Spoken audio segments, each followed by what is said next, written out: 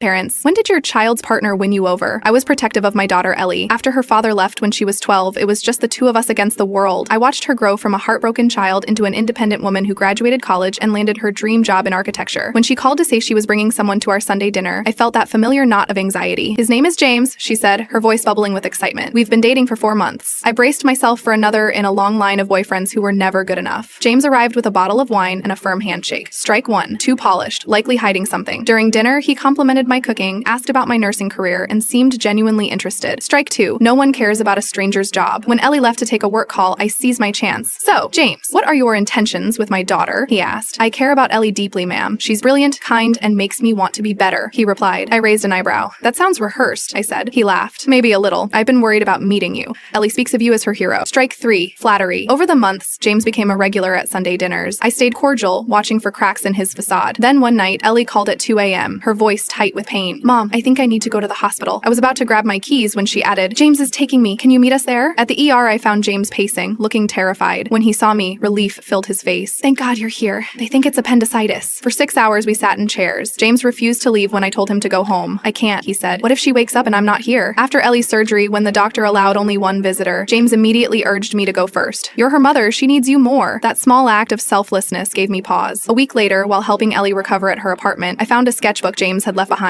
Curiosity got the better of me. Inside were dozens of architectural drawings, buildings, bridges, homes, each beautiful and intricate. But what took my breath away were the notes. Ellie's suggestion for the roof line. E thinks the curved staircase works better. Ellie's solution to the support problem. He wasn't just tolerating her input, he celebrated it. When James came by with soup that evening, I mentioned the sketchbook. His face lit up. Ellie has an amazing eye. She sees solutions I miss. There was no jealousy, only genuine admiration. Still, I kept my guard. Until the anniversary of her father's departure. I always took that day off, but this year, I worked. I called her, worried how she coped alone. When she finally answered, laughter was in the background. Mom, I'm fine. James took the day off. We're at the art museum. Later that night, she sent a photo. James had arranged a scavenger hunt through the museum, ending with tickets to her favorite play and dinner reservations. He recalled a painful day and turned it into joy. The final moment came unexpectedly. I had invited them for dinner, and James arrived early, visibly nervous. I'd like your blessing, he said, showing a ring box. Not permission. Ellie chooses for herself, but your blessing means everything. I opened the box, expecting a flashy diamond. Instead, I found a simple sapphire, Ellie's birthstone, set in a design echoing her first project. I had it custom made, he explained. The band has the coordinates where we met engraved inside. For the first time, I saw him not as a threat to my relationship with Ellie, but as someone who loved her thoughtfully. What took you so long to ask? I said, finally smiling. When Ellie arrived and saw us laughing together, she looked confused. After dinner, as they left, I hugged James for the first time. Take care of each other, I said sincerely. Watching them walk to the car, hands intertwined, I realized something profound. The best partners don't steal our children. They bring a new kind of love to all our lives.